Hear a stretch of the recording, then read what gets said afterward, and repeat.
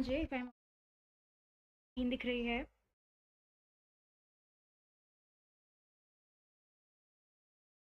Late हो गई आज।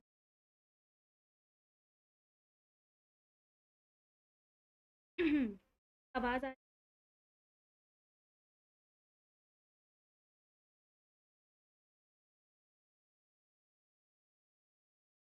ठीक है। हेलो प्राची एंड जागृति, कैसे हैं सब? कोऑर्डिनेशन तरफ से ख़त्म करा है क्या? आपकी तरफ से भी ख़त्म? पहले तो ये मेरी तरफ से चैप्टर ख़त्म है क्या? आपकी तरफ से भी चैप्टर ख़त्म है? बताओ मुझे।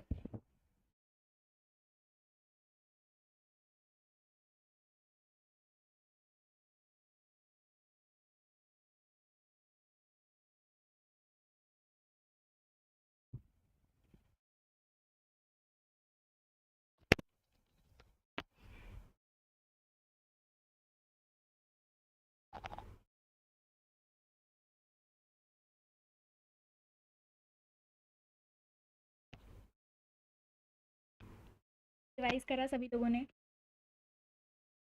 बताओ बताओ बताओ।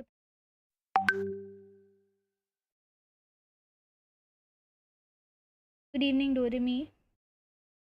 बहुत दिनों बाद दिखे आज। भावना का बच्चा है, कोई बात नहीं।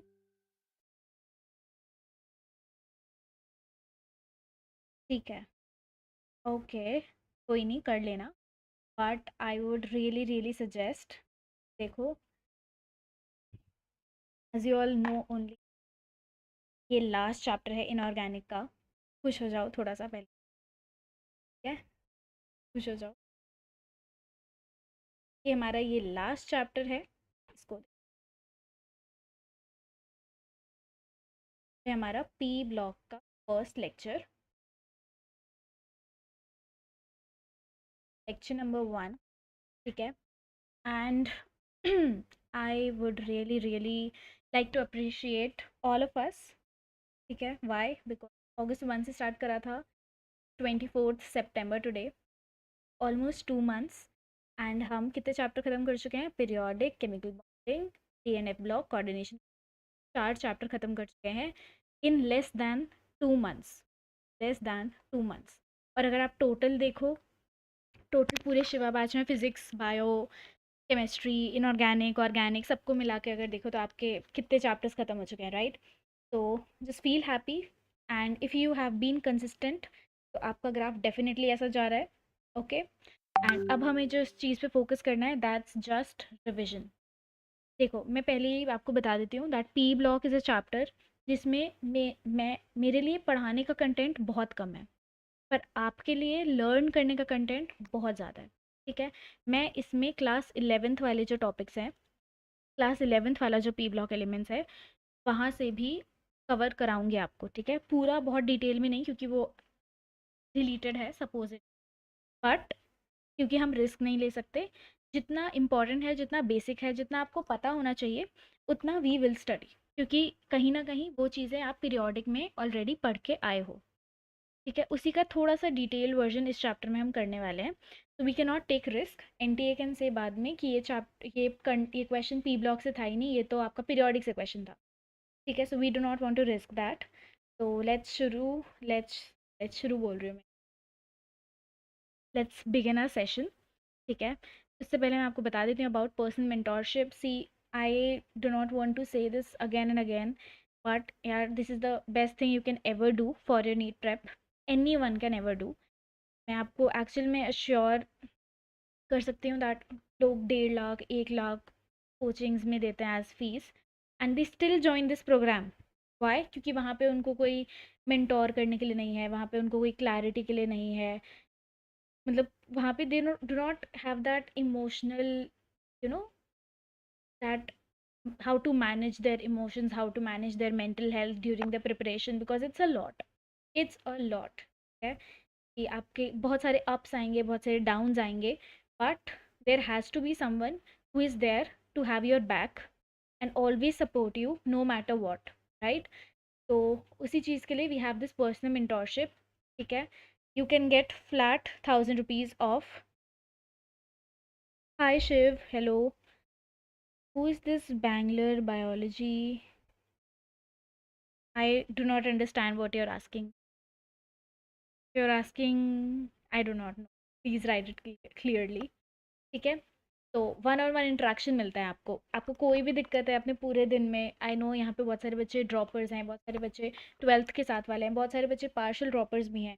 तो बहुत दिक्कत आती है कि आज कॉलेज जाना था, कॉलेज में इंपॉर्टेंट चीज़ें होती हैं, हम मिस कैसे करें, या फिर यहाँ पे स्कूल में इंपॉर्टेंट चीज़ें हम कैसे मिस करें, how to give proper time, time management हो गया, बैकलॉग्स हो गए, इतनी सारी प्रॉब्लम्स आती हैं पूरे प्रिपरेशन में। और अभी आप आगे आगे देखोगे, एक एक ही डाउट रहेगा आपका कि how to increase marks in test, जब आप फुल सिलेबस टेस्ट देना शुरू करोगे आफ्टर अक्टूबर।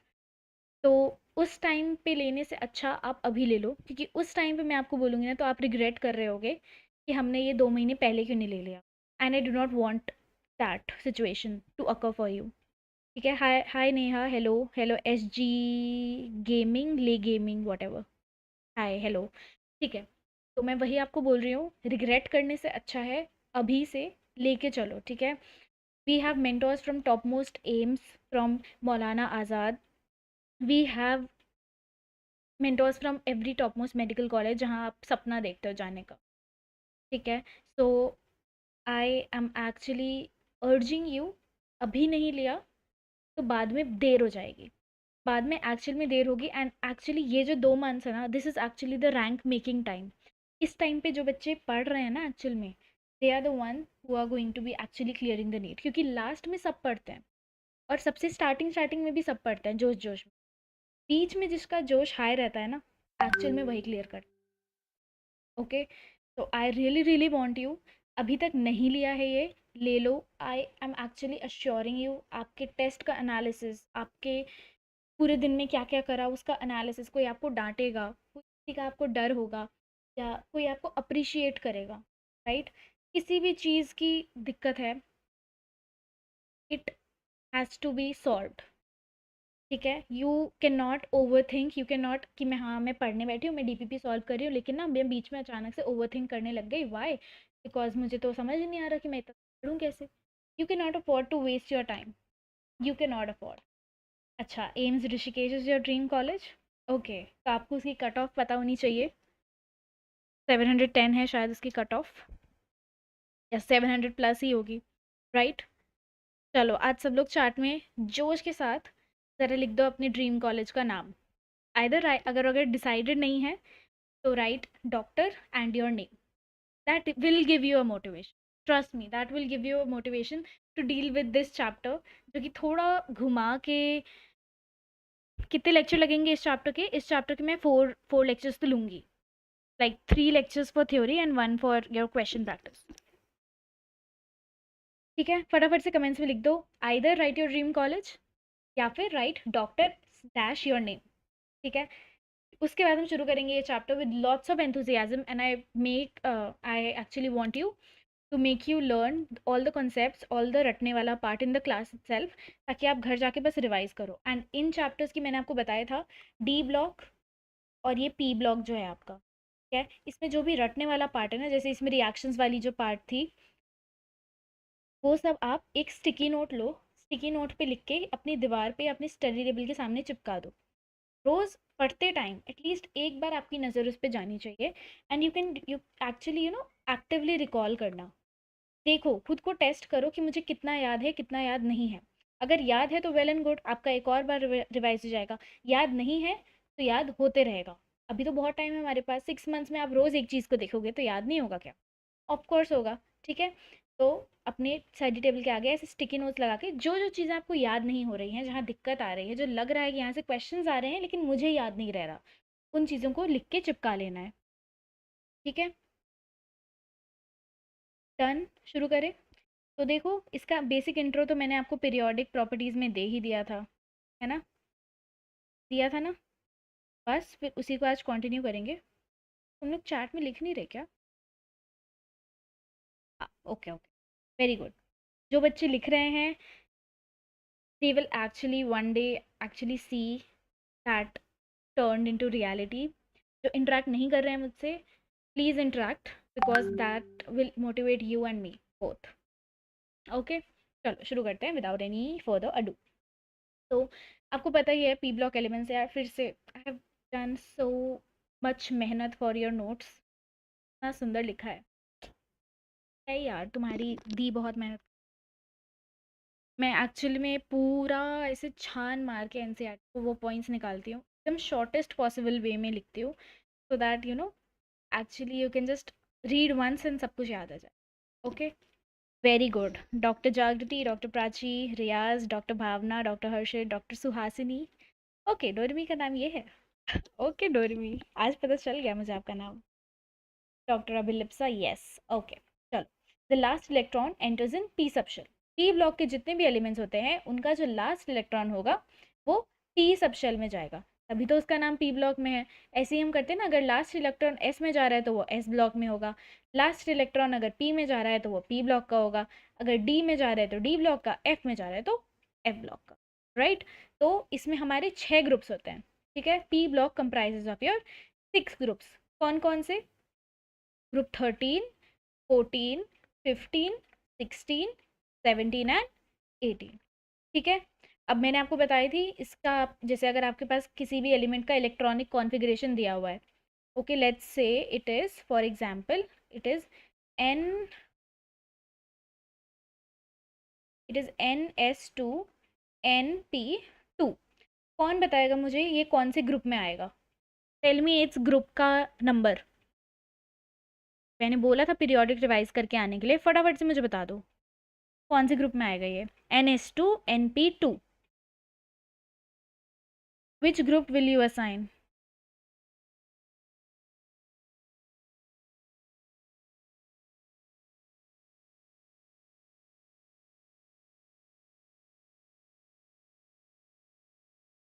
बताओ बताओ बताओ, क्या फॉर्मूला था इसका? एक फॉर्मूला बताया था मैंने, एक ट्रिक बताई थी।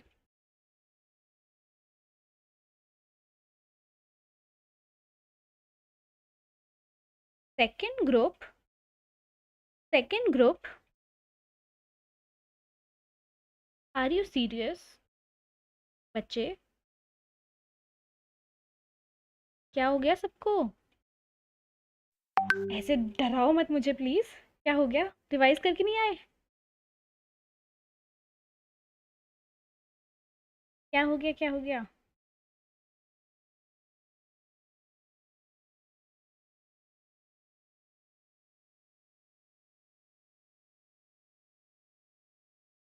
Yes, very good Prachi, very good Bhavana, SG gaming, डोरेमी, शिव, अभिलिप्सा, भावना। अब जाके सही आंसर आया। तुमने ग्रुप 2 बोल कैसे दिया? तो सच में इस बात से तो तुम मार खा जाओगे मुझसे। ऐसी गलती नहीं करनी, बिल्कुल भी, बिल्कुल भी नहीं करनी यार। दो सेकंड ग्रुप तो तुम बोल ही नहीं सकते थे, तुम्हें तुम 13 से 18 के बीच में कोई बोलते तो मैं मान भी जाती। हाउ कैन यू से सेकंड ग्रुप? देखो क्या बताया था मैंने, जब हम पी ऑर्बिटल की बात करते हैं तो व्हाट वी डू, जब जैसे हमारा जब तक एस ऑर्बिटल होता है तब तक हम 1 2 पे खेलते हैं। जैसे ही पी ऑर्बिटल में हमारे इलेक्ट्रॉन भरने शुरू होते हैं तो हम क्या करते हैं, ये NS2 NP2 आया, टोटल देखो इसमें कितने इलेक्ट्रॉन है, 4 हैं। मतलब एस और पी मिला के आपका एक शेल बनेगा ना, ये तो सब शेल है एस और पी। लास्ट शेल जो होगा उसमें 4 इलेक्ट्रॉन है, राइट। उसमें आपको 10 ऐड करना है, तो 10 + 4 14। ये होता है तरीका सॉल्व करने का। Sorry sorry, don't laugh, don't laugh, ठीक है। तो इनकी जनरल इलेक्ट्रॉनिक कॉन्फ़िगरेशन क्या होती है? NS2, और NP में 1 से लेके 6 तक होता रहता है। तभी तो देखो, अगर NS2 NP1 हुआ तो कौन सा ग्रुप होगा? 13 होगा। अगर NP2 होगा तो 14 होगा। अगर एक और ऐड कर दोगे तो 15 होगा। 4 होगा तो 16 17 18। अगर NS2 NP6 है तो ग्रुप 18 ही तो होगा, राइट। देखो ये तुम्हारा है ना P block, this is your periodic table. और ये यहाँ से boron family, carbon family, nitrogen family, oxygen family, fluorine family and neon family, ये this is your P block elements. ठीक है, अब याद रहेगा हमेशा। ये 2 तुमने बोला, 2 इज एस ब्लॉक। बच्चे भूल गए ना, पीरियोडिक रिवाइज करके नहीं आए हो तुम। ये 2 कौन से हैं आपके? S block. फिर ये कौन सा है आपका? P block. और इसके बीच के कौन से हैं सारे? Transition elements. हम क्या करते थे, हमारे पास ये डी ब्लॉक कौन है? ये रील बनाने वाली दीदी हैं, है ना, जो ट्रांजिशन रील शूट करती हैं। तो ये कौन से हो गए? ये हो गए हमारे ट्रांजिशन एलिमेंट्स, जिनको हम डी ब्लॉक एलिमेंट्स भी कहते हैं। इनको डी ब्लॉक भी कहते हैं। और ये जो नीचे जिन्हें अलग से बिठा के रखा हुआ है क्लास में, इन्हें हम एफ ब्लॉक कहते हैं। अब क्लियर है? याद रहेगा हमेशा। क्लियर है ना? गिव मी यस और नो इन द चैट फटाफट।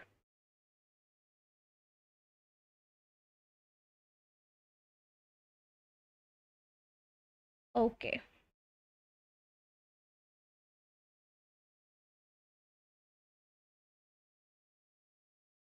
ठीक है, चलो कोई नहीं, कोई नहीं।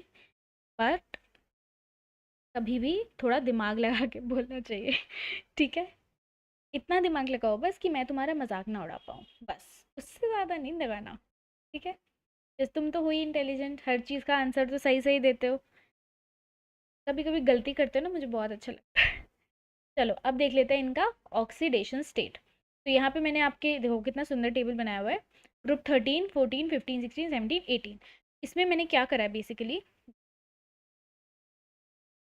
देखो ऐसे आवाज़ ठीक है? अगर मैं नहीं, आवाज़ क्लियर है ऐसे बताना ज़रा।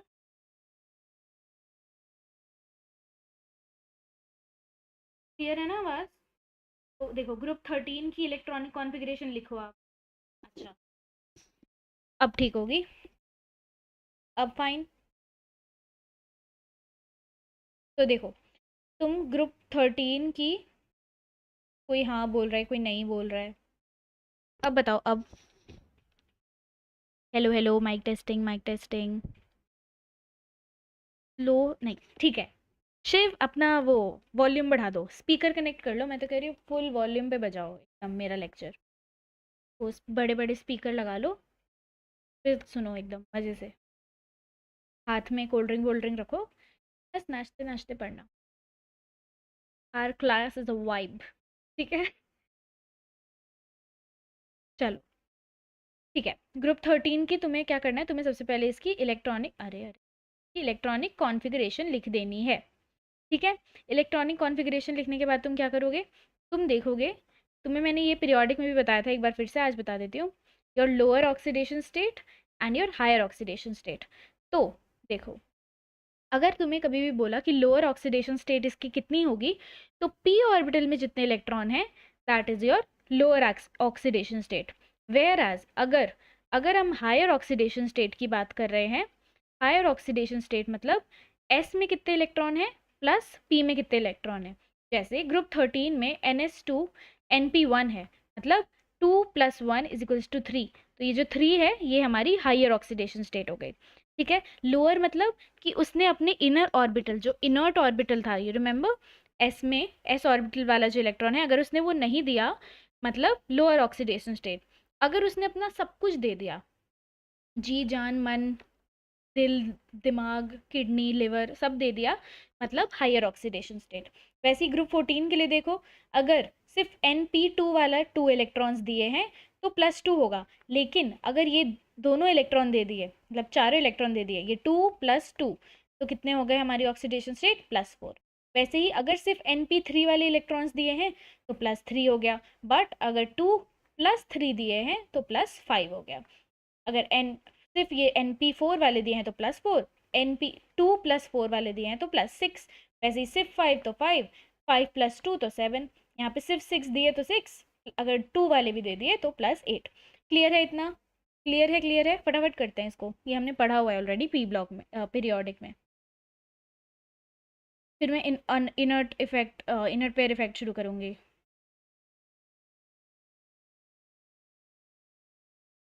बताओ बताओ बताओ बताओ। ठीक है, इनर्ट पेयर इफेक्ट क्या था? ये हमारा प्यारा सा टॉपिक जिसे आपने ऑलरेडी पढ़ा हुआ है, बट मैं रिवाइज करा देती हूँ। दैट जैसे अगर आपका ये है ना NS2 NP1 to 6, राइट। तो इसमें से जो ये NS2 वाला होता है ना, ये आपका इनर्ट ऑर्बिटल होता है। Y so? बिकॉज याद करो हमने एक पढ़ा था screening effect. If this is your nucleus, this is your S orbital, फिर पी, फिर एस, फिर पी, फिर आगे डी आता है, फिर एफ आता है, राइट। अगर ये एस है, ये पी है, ये डी है, ये एफ है, इसका स्क्रीनिंग इफेक्ट बहुत अच्छा होता है, पी का भी बहुत अच्छा होता है, डी और एफ का बहुत ही पुअर स्क्रीनिंग इफेक्ट होता है। पुअर स्क्रीनिंग इफेक्ट मतलब कि वो शील्ड नहीं कर पाता। देखो अगर मैं आपको बोलूँ कि यहाँ पर हमारा एक एस है, यहाँ पी है, ठीक है, तो अब देखो क्या होगा। अगर मैं इस इलेक्ट्रॉन की बात करूँ ना, तो ये न्यूक्लियस इसको नहीं देख पाएगा। क्यों नहीं देख पाएगा? Because this s orbital acts as a very strong screen. ठीक है। फिर अगर मैं एक और ऑर्बिटल जोड़ दूँ, अगर मैंने यहाँ डी भी डाल दिया, मैं इसके इलेक्ट्रॉन की बात कर रही हूँ, तो ये जो न्यूक्लियस है ना, ये इस डी को भी नहीं देख पाएगा उतने अच्छे तरीके से। वाई? बिकॉज पी भी बहुत स्ट्रॉन्ग स्क्रीन है, तो वो उसको बचा लेगा, न्यूक्लियस इसके आगे देख ही नहीं पाएगा। बट अगर अब मैं इसके आगे ये एफ वाले की बात करूँ, या इस डी के बाद जो वापस एस आता है, इसकी बात अगर मैं करूँ, इसके आगे के ऑर्बिटल की बात करूँ, तो न्यूक्लियस इसको अपनी तरफ खींच लेगा। Why? Because this is a very poor screen. इससे आराम से यहाँ पे तुम ताका झाकी कर सकते हो और न्यूक्लियस इसको अपने पास खींच लेगा। और एफ तो और भी पुअर होता है, तो अगर यहाँ पे डी की जगह एफ है और उसके आगे का तुम्हें एस ऑर्बिटल देखना है, तो न्यूक्लियस आराम से तुम्हें खींच के अपने पास रखेगा। और अगर न्यूक्लियस तुम्हें अपने पास खींच के रखेगा, तो तुम क्या उसे किसी को दे पाओगे? Can you donate that electron? No, you will not be able to donate that electron, right. वही लिखा है मैंने, दैट एस की शील्डिंग बहुत अच्छी होती है, पी की भी अच्छी होती है, डी और एफ की पुअर स्क्रीनिंग इफेक्ट होती है। ओके। तो जैसे ही आपके जैसे ग्रुप डाउन द ग्रुप, आपको पता है आपके ऑर्बिटल्स ऐड होते हैं, यहाँ पे एस एस, फिर यहाँ पे डी एफ आना शुरू होता है ना। जैसे ही ये आना शुरू हुए, वैसे ही क्या हुआ, आपका जेड इफेक्टिव जो होता है वो इंक्रीज कर जाता है। जेड इफेक्टिव मतलब इफेक्टिव न्यूक्लियर चार्ज। अगर आपका इफेक्टिव न्यूक्लियर चार्ज बढ़ चुका है, तो क्या होगा, तो न्यूक्लियस आपके इस एस वाले इलेक्ट्रॉन, क्योंकि एफ के बाद या डी के बाद क्या आता है, एस आता है। Remember that rule, do you remember that rule? Wounds rule होता है, ऑफ बाउ रूल होता है, पॉलीज एक्सक्लूजन प्रिंसिपल होता है ना। तो उस रूल के हिसाब से जो एनर्जी प्रिंसिपल होता है आपका, ये डी के बाद अगर एस आ रहा है, यहाँ पे देखो एस अगर आ रहा है, तो ये डी तो बहुत पुअर है, ये न्यूक्लियस तो आराम से इस एस को देख लेगा। तो क्या तुम हायर ऑक्सीडेशन स्टेट दे पाओगे? तुम नहीं दे पाओगे। तो ओनली द इलेक्ट्रॉन, बट उसके बाद देखो पी है वापस से, तो ये तो वापस से स्ट्रॉन्ग स्क्रीन है, तो ये तो न्यूक्लियस से अट्रैक्ट हो जाएगा, ये तो कुर्बान हो जाएगा, बट पी से तुम इलेक्ट्रॉन निकाल सकते हो। So the moment d and f orbital enters into your electronic configuration, आपका s orbital तो inert हो जाता है। inert मतलब now you cannot donate electron from your s orbital। s orbital से अब आप इलेक्ट्रॉन नहीं निकाल सकते, तो आप सिर्फ p से निकाल पाओगे। तो अगर आपके p में सिर्फ 1 है ना, तो आप सिर्फ 1 निकालोगे। अगर p में सिर्फ 2 है, तो सिर्फ 2 निकाल पाओगे, आप फिर 2 + 2 4 नहीं निकाल सकते। Why? Because it is inert due to poor screening effect। वही लिखा है मैंने आगे, due to poor screening effect of d and f orbital, your effective nuclear charge which is known as Z effective increases, force of attraction from the nucleus increases, and जो हमारा nucleus है वो NH2 को बहुत tightly पकड़ के रखता है, due to which electrons can not be removed from there, ये 3 नहीं देयर है, ठीक है, and higher oxidation is not favoured. तब आपका कौन सा फेवर्ड होगा? Lower oxidation state. and NH2 orbital is now inert, मतलब it does not participate in donating electrons in presence of D and F orbitals। yes, yes, higher oxidation state unstable हो जाएगा। yes, correct। Clear हुआ इतना? Done है, clear है ये बिल्कुल? ठीक है। अब देखो, अब हम वही पढ़ेंगे, stability of your lower oxidation state. तो जैसे ग्रुप 13 है, पहले तो तुम्हें एलिमेंट्स अभी तक याद होने चाहिए। कौन कौन है जिसको याद है ग्रुप 13, 14, 15, 16, 17, 18 के वो एलिमेंट सारे?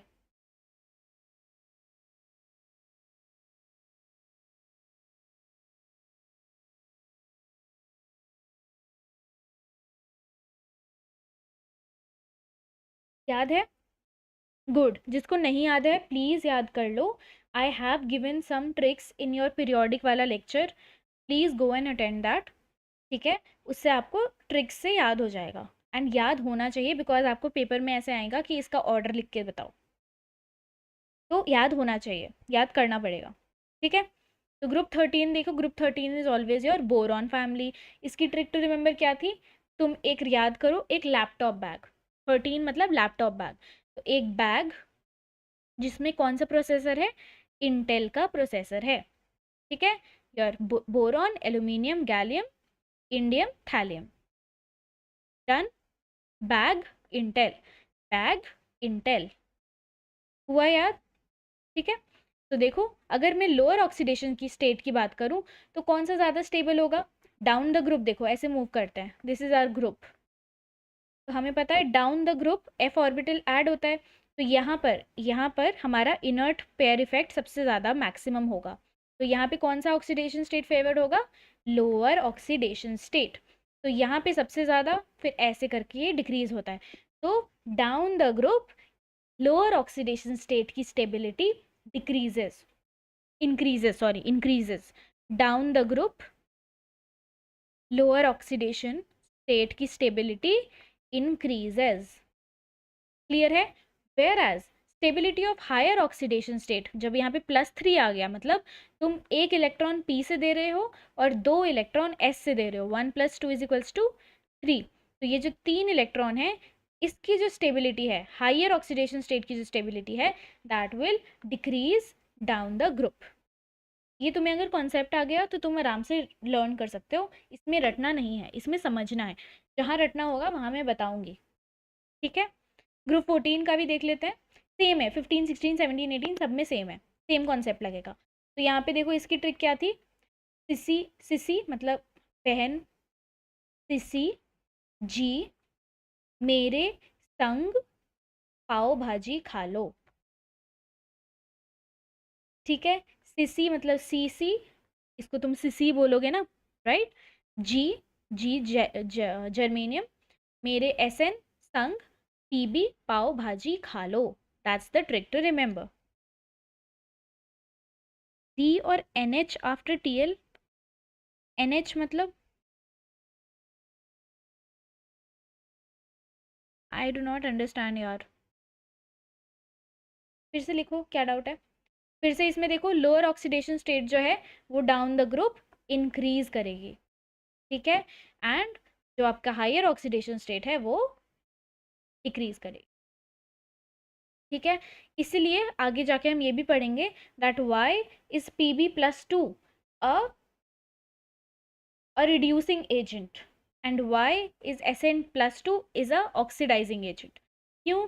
क्योंकि ये, मैंने उल्टा बोल दिया, अ हाँ, it is a reducing agent, it is a oxidizing agent, हाँ, it this is a oxidizing agent, ताकि वो ये रिड्यूस होके Pb+2 बन जाए, and where as Sn+2, Sn+4 is an क्या होगा वो, चलो इसको आगे पढ़ेंगे, बट आपको वही Sn+4 और +2 की स्टेबिलिटी बतानी है। तो देखो, अगर मैं Sn+2 की बात करूँ या Sn+4 की बात करूँ, तो कौन सा ज़्यादा स्टेबल है? +2 वाला ज़्यादा स्टेबल, सॉरी +4 वाला ज़्यादा स्टेबल है ना। ये जो इनर्ट पेयर इफेक्ट लगाते हैं ना, वो हम बस लास्ट एलिमेंट के लिए लगाते हैं, ये बात याद रखना। तो Sn+2 और Sn+4 में अगर मैं आपसे पूछूं, Sn+4 ज़्यादा स्टेबल है, तो ये जो Sn+2 है ना, it acts as a reducing agent, reducing agent मतलब वो खुद ऑक्सीडाइज हो रहा होगा, वो खुद ऑक्सीडाइज होकर मतलब 2 इलेक्ट्रॉन और लूज करके Sn+4 बनना चाहता है, ये है हमारी बात।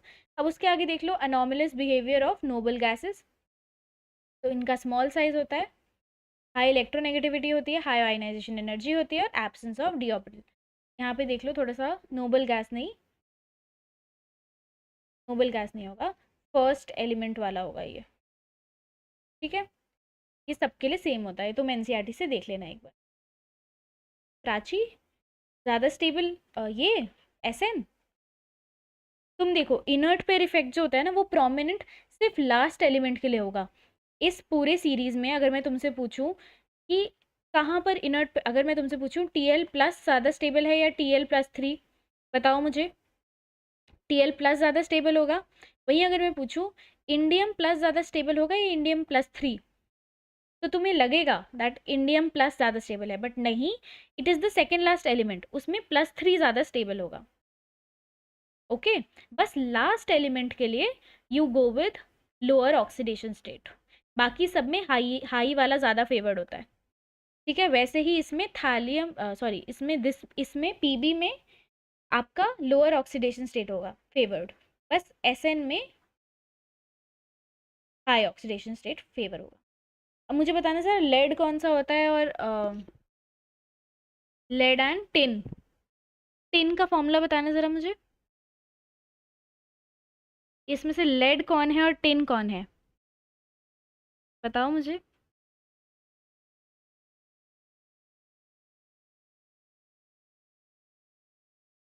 बताओ बताओ बताओ। Yes, very good. Pb is your lead and Sn is your tin. ठीक है, ठीक है, ये याद है ना सबको, वेरी गुड वेरी गुड। चलो, हाँ, तो ये हमारा ग्रुप 13 था। अब हम ग्रुप 13 के बारे में थोड़ा डिटेल में पढ़ेंगे। आज हम ग्रुप 13 ही पढ़ने वाले हैं, 14 नेक्स्ट क्लास में, फिर 15 16 17 18 थर्ड लेक्चर में और फोर्थ लेक्चर में देख लेंगे एक बार। ओके, आज हम सिर्फ 13 पढ़ने वाले हैं, क्योंकि एक्चुअल में सिर्फ 13 ग्रुप में ही आपका थोड़ा ज़्यादा कॉम्प्लिकेटेड है।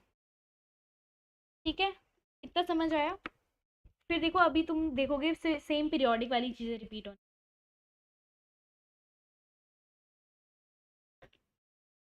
चलो, अब इसकी इलेक्ट्रॉनिक कॉन्फ़िगरेशन तो तुम्हें पता चली गई है, राइट? NS2 NP1, तो your bag intel is your trick to remember. अब इसका अटोमिक साइज देख लेते हैं, प्रॉपर्टीज इसकी। अटोमिक साइज के में क्या करना है तुम्हें, तुम सेम सीक्वेंस लिख दो, और तुम्हें पता है down the group size increases, तो तुम सेम वैसे लिखो, बस एक चीज़ चेंज कर दो, दैट यहाँ पे बैग की जगह बगल हो जाएगा। हमारे बगल में इंटेल प्रोसेसर है, बैग इंटेल की जगह हमारे बगल में, बगल बगल बगल इंटेल। ठीक है, बस यहाँ पे चेंज आता है, इसको रिवर्स करना है तुम्हें, ऊनो रिवर्स। ओके, एंड ऐसा क्यों होता है, same reason, poor screening of d orbital, तो तुम्हारा गैलियम का साइज जो है वो छोटा हो जाएगा। क्लियर है?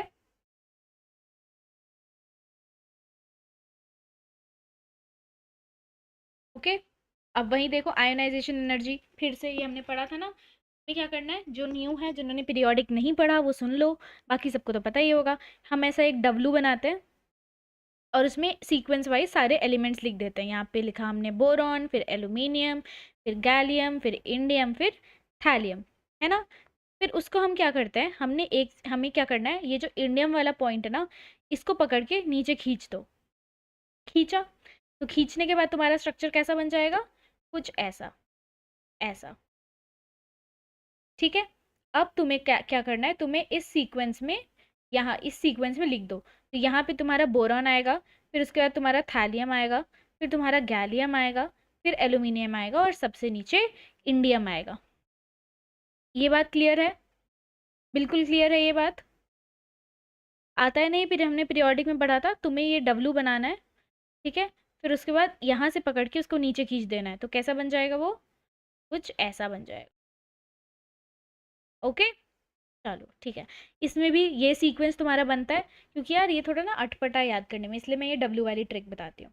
ठीक है, डी ऑर्बिटल है इसका रीजन, डी ऑर्बिटल की poor screening is your culprit, यही है गुनेगार। हर जगह ऑर्डर चेंज क्यों हो रहा है, because of poor screening of d orbital, जिसकी वजह से इनर्ट पेयर इफेक्ट हमारा एक्टिव हो जाता है। अगर इलेक्ट्रोनेगेटिविटी की बात कर रही हूँ, तो मैंने इसकी क्या ट्रिक बताई थी, नेगेटिव मतलब something which is opposite, negative is something which is opposite. इसमें तुम्हें क्या करना है, बोरॉन लिख के यहाँ पे सीक्वेंस ऑपोजिट कर देना है। तुमने बोरॉन लिखा, फिर तुम यहाँ से लिखना शुरू करना, बैग इन टेल, और तुम्हारा सीक्वेंस बन जाए। तो यहाँ पे तुम्हें ऑपोजिट कर देना है, why, because it is electronegativity, negative मतलब उल्टा, है ना, नेगेटिव मतलब पॉजिटिव का उल्टा, तो तुम्हें यहाँ पे उल्टा सीक्वेंस लिख देना है। ठीक है, अब फिजिकल प्रॉपर्टीज देख लो एक बार, यहाँ से मैं तुम्हें 2 टाइप के क्वेश्चंस बता सकती हूँ। देखो, एक तो पहला पहला क्वेश्चन आ जाएगा डायरेक्टली कि कौन सा मेटल है कौन सा नॉन मेटल है। ठीक है, तो बोरॉन जो होता है that is the only non metal in this group, बाकी सारे के सारे मेटल हैं। तो मुझे फटाफट से बताओ, बोरॉन की जो ऑक्साइड होगी कौन से नेचर की होगी, एसिडिक या फिर बेसिक? फटाफट से मुझे बता दो।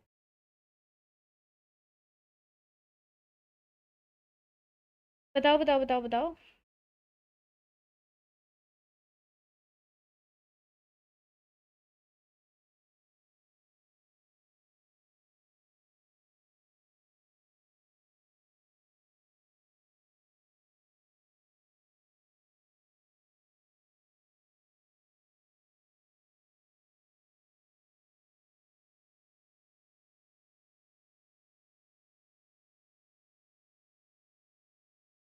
चलो, ठीक है ठीक है ठीक है ठीक है।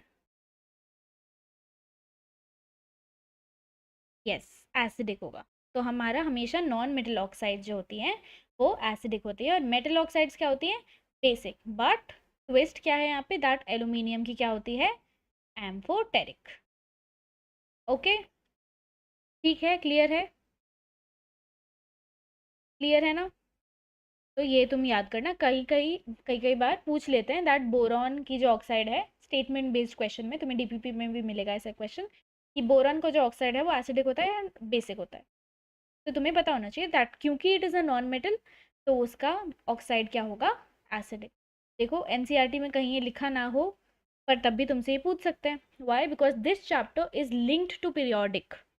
पीरियोडिक में जितनी चीज़ें आपने पढ़ी हैं वो यहाँ पे अप्लाई हो सकती है। अब देखो कुछ पॉइंट्स टू रिमेंबर जहाँ से क्वेश्चन आते हैं, दैट बोरॉन जो होता है that is a covalent network solid. ठीक है, कोवलेंट नेटवर्क सॉलिड, और इसका मेल्टिंग बॉइलिंग पॉइंट बहुत ही हाई होता है, और इसके मॉलिक्यूल्स क्या होते हैं, बहुत ही बीफ और बड़े बड़े होते हैं। ठीक है, ओके। वैसे ही जो हमारा गैलियम होता है ना, उसका मेल्टिंग पॉइंट बहुत लो होता है और बॉइलिंग पॉइंट बहुत ही हाई होता है। कितना है, 303 केल्विन, और 2676 केल्विन उसका बॉइलिंग पॉइंट होता है। अब इसके बीच में डिफरेंस देखो कितना ज़्यादा है, बहुत ज़्यादा है ना डिफरेंस, ह्यूज डिफरेंस। तो it is because of its huge difference in melting and boiling point, it is use to measure temperature. ठीक है, तो थर्मोमीटर्स वगैरह में इसको हम यूज़ करते हैं, नॉट आर बॉडी वाला थर्मोमीटर, बट काफ़ी ऐसी चीज़ें होती हैं जिसमें हमें टेम्परेचर मेजर करने के लिए गैलियम को यूज़ करना पड़ता है। And why do we do that, because उसके मेल्टिंग बॉइलिंग पॉइंट में ह्यूज डिफरेंस है। ठीक है, अब कुछ केमिकल प्रॉपर्टीज़ देख लेते हैं जो हमने डिस्कस कर ही लिए ऑलरेडी। ऑक्सीडेशन स्टेट देखो पहले तो, आपको पता ही है, डाउन द ग्रुप आपका जो लोअर ऑक्सीडेशन स्टेट है that will increase, whereas जो आपका हाइयर ऑक्सीडेशन स्टेट है दैट विल डिक्रीज। क्लियर है? और ये इसमें जो डिफरेंस है वो क्यों आता है ऐसा, plus T L thallium plus is more stable than T L plus three. Why? Because of inert pair effect. ठीक है, अब वैसे ही देखो, यही मैं आपको बोल रही थी that indium plus is a reducing agent. Reducing agent मतलब वो खुद क्या हो रहा होगा, ऑक्सीडाइज हो रहा होगा। अगर वो ऑक्सीडाइज हो रहा है मतलब वो 2 इलेक्ट्रॉन और लूज करेगा अपने एस ऑर्बिटल वाले, है ना? तो वो क्या बना देगा, indium plus three. Why? Because ये ज़्यादा स्टेबल है। ठीक है, क्योंकि ये तो सेकेंड लास्ट एलिमेंट है, हमें मैंने क्या बोला था, सिर्फ लास्ट एलिमेंट में आपका इनर्ट पेयर इफेक्ट वाली चीज़ एक्टिवेट होती है। अब वैसे ही टी एल प्लस थ्री जो है हमारा, that will be an oxidising agent, क्योंकि वो खुद को हमेशा रिड्यूस करेगा। रिड्यूस करेगा मतलब 2 इलेक्ट्रॉन और गेन कर लेगा, और क्या बनाएगा, टी एल प्लस थ्री से टी एल प्लस बना लेगा। Why? Because T L plus is more stable. Done? Clear है इतना? क्लियर है? फिर we'll move on to Lewis acid nature of halides. पहले तो मुझे बताओ, लुईस एसिड्स कौन से होते हैं, इलेक्ट्रॉन डोनर या इलेक्ट्रॉन एक्सेप्टर? बताओ मुझे, लुईस एसिड्स क्या होते हैं, डोनर होते हैं या एक्सेप्टर होते हैं?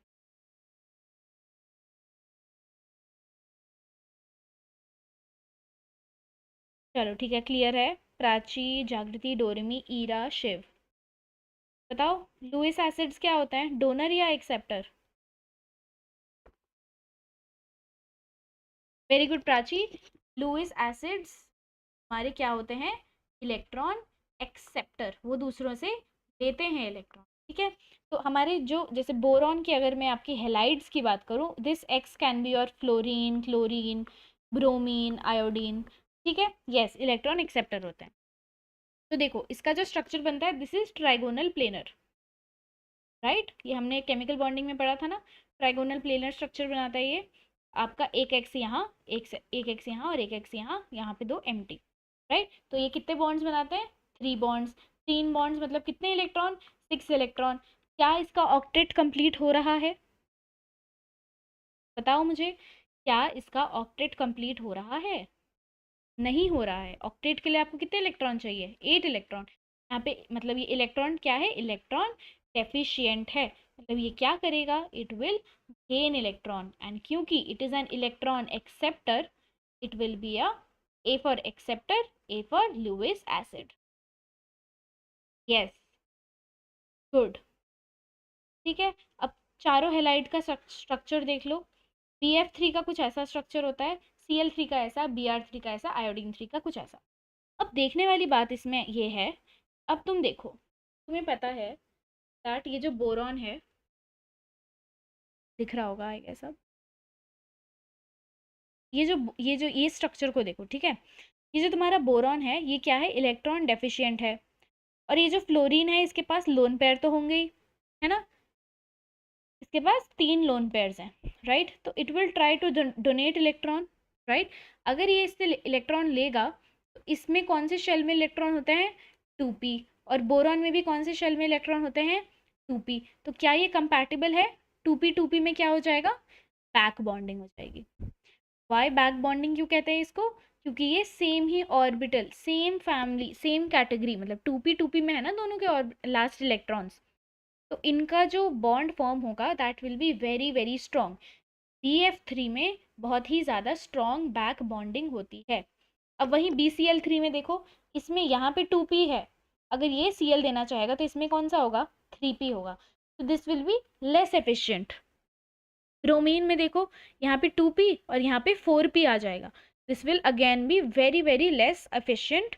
और आयोडीन की बात करूँ तो यहाँ पे 2p और ये 5p हो जाएगा, this will not be acceptable. क्यों, क्योंकि देखो p ऑर्बिटल का साइज अगर ये है ना 2p का ये, तो 3p का ये होगा, 4p का ये होगा, 5p का ये होगा, तो ओवरलैपिंग देखो इस केस में सबसे बेस्ट हो रही है ना, राइट, सबसे अच्छी ओवरलैपिंग इसी केस में होगी, दैट्स वाई इसका बैक बॉन्डिंग का सबसे ज़्यादा स्ट्रॉन्गेस्ट बॉन्ड होगा।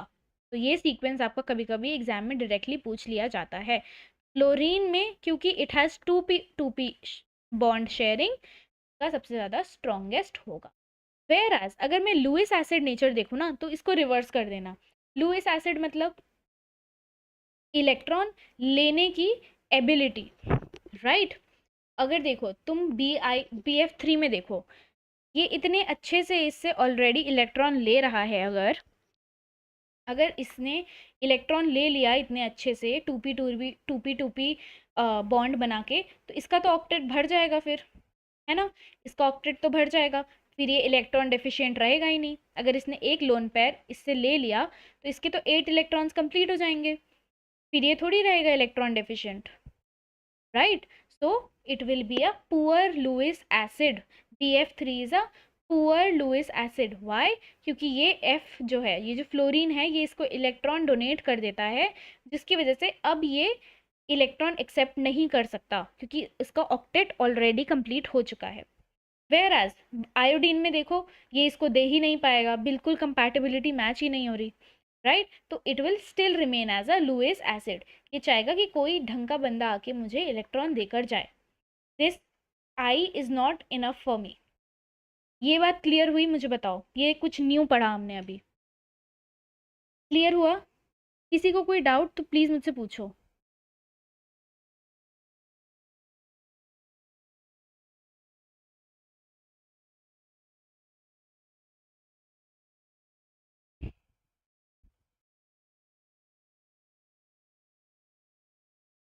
किसी को कोई भी डाउट, किसी को भी, क्लियर है सबको, गुड।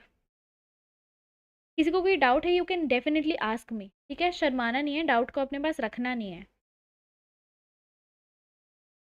लुइस एसिड वाला फिर से बताओ। ओके जागृति, देखो देखो जो लोग डाउट पूछते हैं ना, they are definitely much much better than the people who do not ask doubts. Okay तो यहाँ BF3 को देखो। BF3 में मैंने आपको क्या बताया, इसकी जो बैक बॉन्डिंग होगी, देखो क्लियर फ्रेश पेज पे समझो। Let add a page and explain this to you, क्योंकि ये बहुत इंपॉर्टेंट है और अगर अभी नहीं समझ पाओगे तो दिक्कत होगी। ठीक है, एक बार सब लोग ध्यान से फिर से सुन लो। मैंने आपको बोला हमारा जो BF3 होता है ऐसा कुछ होता है, राइट। ये बोरॉन देखो कितने इलेक्ट्रॉन्स हैं अभी इसके पास, इसके पास अभी 6 इलेक्ट्रॉन्स हैं। वाई? क्योंकि देखो 2 इलेक्ट्रॉन यहाँ, 2 इलेक्ट्रॉन यहाँ, 2 इलेक्ट्रॉन यहाँ, डन है, 6 इलेक्ट्रॉन्स हो गए। तो हमें स्टेबल होने के लिए कितने इलेक्ट्रॉन चाहिए? 8 electron. That's when octet complete होगा ना बोरॉन का, राइट। अब देखो F जो है इसके पास लोन पेयर्स हैं, है ना, लोन पेयर है ना इसके पास, ये बता दे, इसके पास लोन पेयर है। इट नीड्स 2 मोर इलेक्ट्रॉन, मतलब 1 lone pair to complete its octet. Correct है, करेक्ट है। तो इसने क्या करा, ये अगर ये अपने एक लोन पेयर इसको देना चाहे तो क्या शेयर होगा? इसका लास्ट इलेक्ट्रॉन क्या था? 2p1 था, राइट। और इसका भी क्या होता है? 2p में ही एंड होता है, 2p5। हाँ 2p5, तो दोनों ही 2p हैं, ये भी 2p ये भी 2p। तो क्या होगा? एफिशिएंट बॉन्डिंग हो जाएगी, मतलब एफिशिएंट बैक बॉन्डिंग तो यहाँ पर हो रही है, एफिशिएंट बैक बॉन्डिंग। बट बाकी चीज़ें देखो, अगर Cl की बात करूँ तो उसमें 3p और 2p हो जाएगा। उसके आगे की बात, ब्रोमीन की बात करूँ तो 4p और 2p होगा। और अगर आयोडीन की बात करूँ तो 5p और 2p हो जाएगा। Whereas when I talk about Lewis acid, Lewis acid में देखो, लुइस एसिड मतलब इलेक्ट्रॉन एक्सेप्टर, राइट। अगर देखो BF3 में ऑलरेडी ये F इसको लोन पे डोनेट कर रहा है, मतलब बोरॉन का तो ऑक्टेट कंप्लीट हो चुका है। अब इसका ऑक्टेट कंप्लीट हो चुका है ना, now it is not an electron acceptor, it does not need a lone pair, right.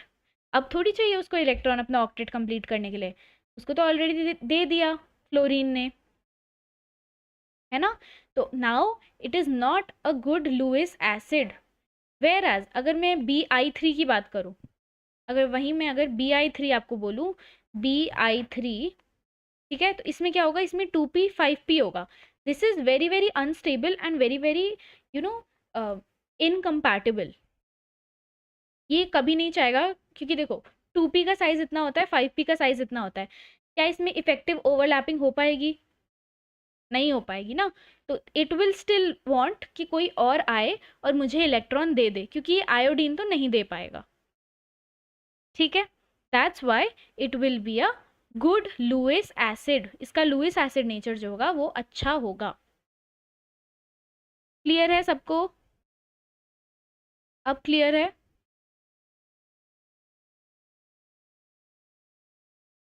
अच्छा अभिलिप से यहाँ पे ये बोल रहे थे क्या? हाँ करेक्ट, ये यहाँ पे उल्टा कर लेना है इसको, ठीक है।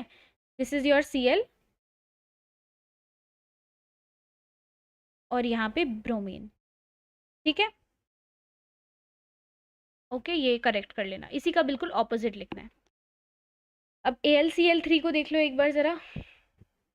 AlCl3, इस 2AlCl3 को अगर आप कंबाइन करोगे तो आपका एक डाइमर बनेगा। आपका एक चैप्टर है ना पॉलीमर जो डिलीट हो चुका है, उसमें ही हम पढ़ते हैं डाइमर ट्राइमर, तो ये डाइमर बन गया क्योंकि 2 कंपाउंड्स ऐड हो रहे हैं। तो Al2Cl6 is your dimer. What does a dimer look like? इसका स्ट्रक्चर बहुत इंपॉर्टेंट है, ओके। इसके आगे भी हम एक B2F6 का स्ट्रक्चर भी पढ़ेंगे, वो भी बहुत इंपॉर्टेंट है, ठीक है। तो इसका स्ट्रक्चर देखो बहुत ध्यान से।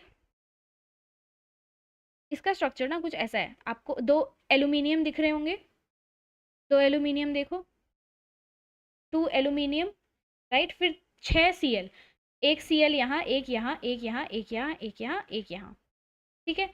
अब जो आपको इसमें इंपॉर्टेंट चीज़ देखनी है ना, दैट ये जो 3 है, ये AlCl और Al, they form a banana bonding.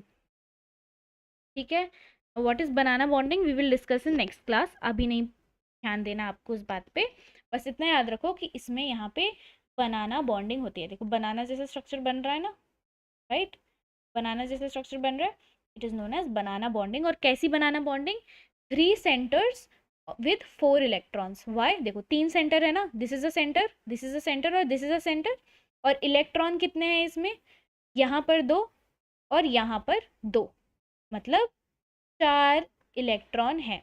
Yes, ये भी एक बनाना बॉन्ड है, ठीक है, और दोनों ही बनाना बॉन्डिंग 3 सेंटर 4 इलेक्ट्रॉन्स की होंगी।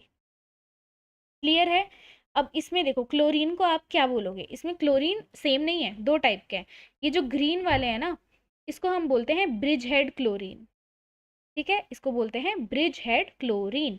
वेराज जो यहाँ वाले हैं एंड वाले, इनको हम बोलते हैं टर्मिनल क्लोरीन। तो हमारे पास 4 टर्मिनल क्लोरीन है और 2 ब्रिज हेड क्लोरीन है, ठीक है। और एक इसमें यहाँ पे पीवाई क्यू आता है कि एक, मतलब एक प्लेन में कितने एटम्स हैं इसमें, तो आप बोलोगे दी सब तो एक ही प्लेन में है, बट नहीं। If this is your plane, देखो इसको थोड़ा 3D इमेजिन करने की कोशिश करो, कि अगर मैं आपको ऐसे एक प्लेट दूं, तो देखो ये AlCl ये सब इस प्लेन में है, बट जो Cl है ना, ऊपर वाले जो टर्मिनल वाले हैं, ये इस प्लेन में है। समझ आया कुछ, इसका प्लेन अलग है, ये एक प्लेन हो गया हमारा, और ये Cl वाले इधर है, ठीक है। तो ऐसा स्ट्रक्चर इमेजिन करो। If I try to show, तो देखो ये जो है मेरा, हाँ देखो AlCl6 सब ऐसे लाई कर रहे हैं, और हमारा Cl, दोनों Cl, एक Cl ऊपर इस टिप पे और एक Cl इस टिप पे, तो ऐसा, और बाकी Al और Cl, 4 Cl इधर, ठीक है। So this is in another plane, ये एक प्लेन है और ये दूसरा प्लेन, ठीक है।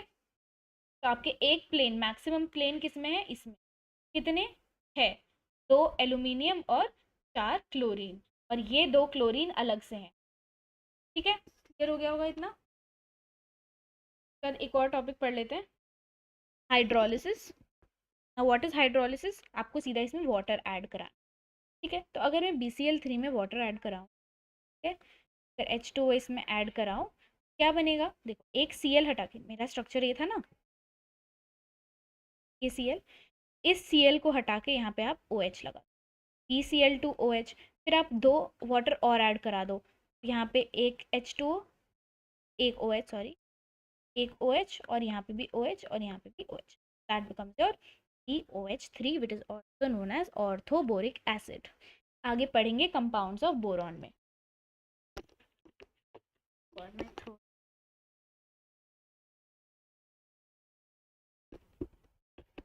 ठीक,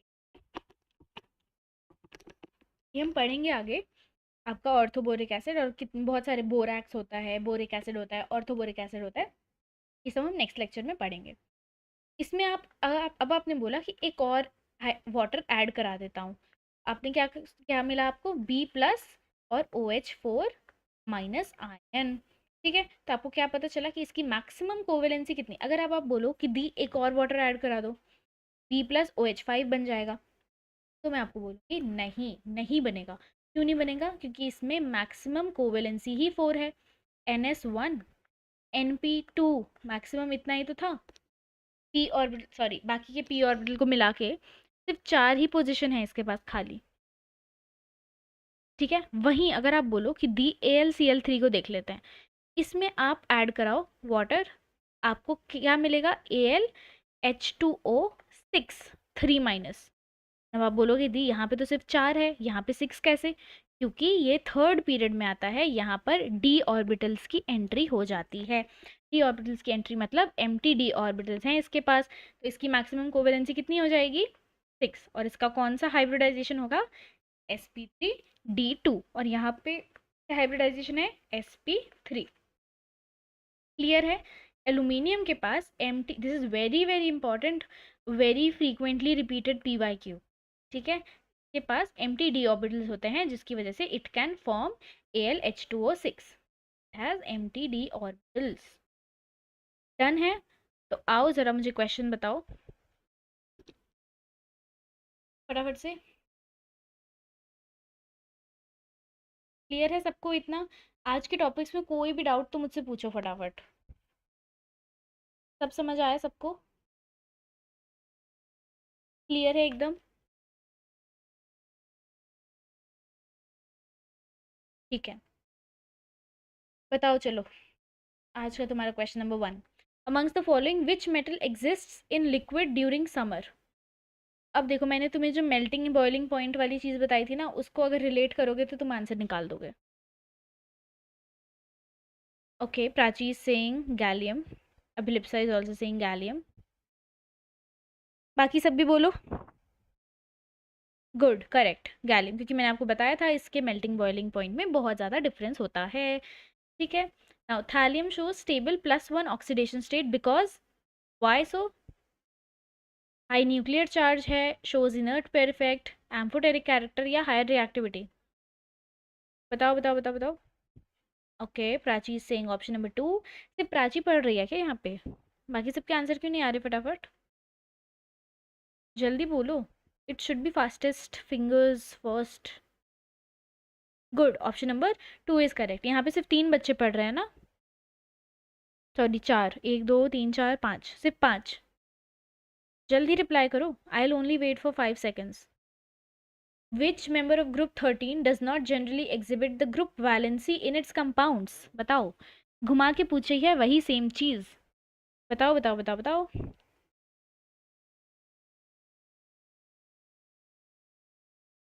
ओके, बाकी सब?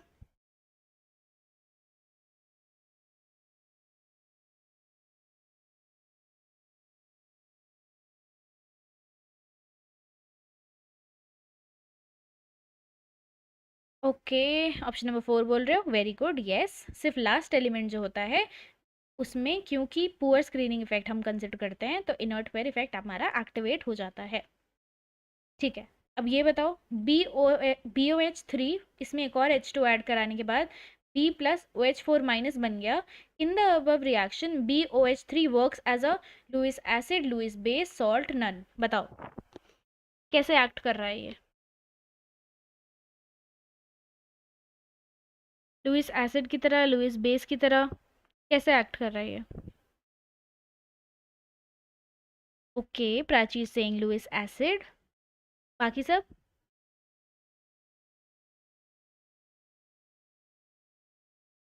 Yes, very good.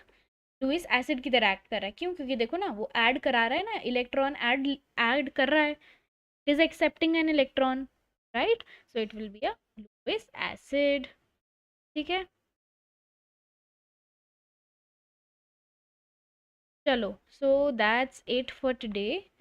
और मुझे बहुत ही कम लोगों ने टेलीग्राम पे भेजा था homework,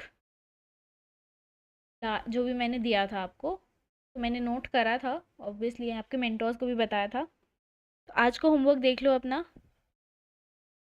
homework for today is revise revise revise. जिसका कोऑर्डिनेशन नहीं हुआ है वो कोऑर्डिनेशन करेगा, जिसका हो गया है वो वापस से करेगा। पीरियोडिक भी रिवाइज करना है। एक चैप्टर आगे बढ़ रहे हैं डजेंट मीन कि हम पुराना चैप्टर भूल जाएंगे। ओके, अपना टारगेट ऐसे बनाओ, आप एक दिन अपने पुराने चैप्टर्स को भी रिवाइज करने के लिए दो। ठीक है, तो आपका पीरियोडिक रिवाइज करके आना है, और आपको पी ब्लॉक की एनसीईआरटी तो पढ़नी ही है, और डीपीपी सॉल्व करनी है जो मैं आपको दे दूंगी। प्लस अगर आप प्रीमियम डीपीपी वाले बच्चे हो तब तो आपके बल्ले बल्ले हैं, क्योंकि इस बार मैंने ऑलमोस्ट 45 क्वेश्चन है, इस इतने से टॉपिक के 45 क्वेश्चन। ठीक है, कोऑर्डिनेशन कंपाउंड्स की डीपीपी कर ली तुम लोगों ने लास्ट लेक्चर की? बताना ज़रा, कर ली डीपीपी उसकी?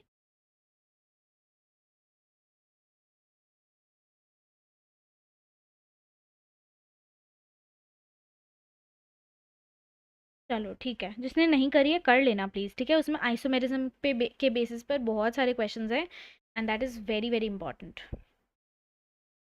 ठीक है, तो ये सारा होमवर्क करके आना। कमेंट्स में लिखेंगे #लास्ट चैप्टर। आज तुम लोग सबको बता दो, पूरी दुनिया को बता दो कि हम तो अपने लास्ट चैप्टर पे पहुंचे। Hashtag last chapter. आज तुम ये लिख के जाओगे। हाँ, लेट अपलोड हुआ है, आई नो, बट कोई नहीं, कर तभी बोल रही हूँ, कोई नहीं, कर लेना, ठीक है, जिसने नहीं करा है। अब अपलोड हो गया होगा आई गेस। वीडियो सॉल्यूशन भी मैं प्रोवाइड करा दूंगी। अगर आपको नहीं पता है तो प्रीमियम बैच वाले बच्चों को वीडियो सॉल्यूशंस के साथ मिलता है। I myself solve each and every question, आपको डिटेल एक्सप्लेनेशन देती हूँ एंड आपको कुछ क्वेश्चन सॉल्विंग टिप्स भी बताती हूँ, राइट। तो एनरोल कर लेना इफ़ यू वांट कि हमारे 15 क्वेश्चन, हमें 40-50 क्वेश्चन चाहिए, तो यू कैन डू दैट, ठीक है। प्राची कर लेना, ठीक है, अब अपलोड हो गया हो। सब लोग कमेंट्स में लिखेंगे हैशटैग लास्ट चैप्टर, ताकि पूरी दुनिया को पता चलता है कि हम हैं, we have already read are all the 4 chapters, और ये लास्ट चैप्टर शुरू हो चुका है और बहुत ही जल्दी खत्म, ठीक है। आज मैंने आपको अपना कोड नहीं बताया ना। ओह, तुम पर्सनल मेंटोरशिप यूज़ करते time use my code KJ1111। Why? अभी तक तो सबको पता ही होगा यार।